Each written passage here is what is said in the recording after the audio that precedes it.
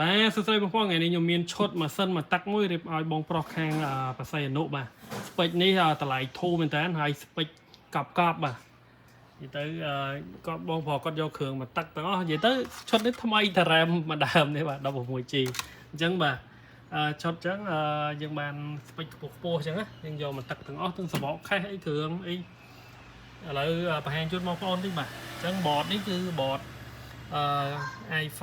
ចំនួន10បាទជាមួយ CPU i5 1400F បត GB ហើយ RAM A data 16G VGA 1660 Super 6G ហើយជាមួយនឹងខាងក្រោមនោះ M2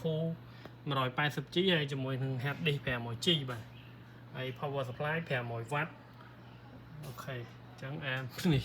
wallpaper ចូលឆ្នាំថ្មីប្រពៃណីខ្មែរហើយបាទរូបពោះចឹងបាទ CPU i5 ចំនួន10 1400F memory RAM 16G SD 180G hard disk 500G ហើយជាមួយនឹង VGA 1660 Super 6G power supply 500W បាទអញ្ចឹងឈុតនេះមកតាក់ចាងទាំងអស់ហើយអញ្ចឹងរៀបឈុតមកតាក់អញ្ចឹង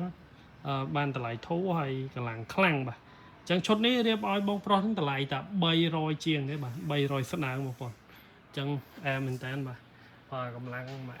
ប៉ុណ្ណា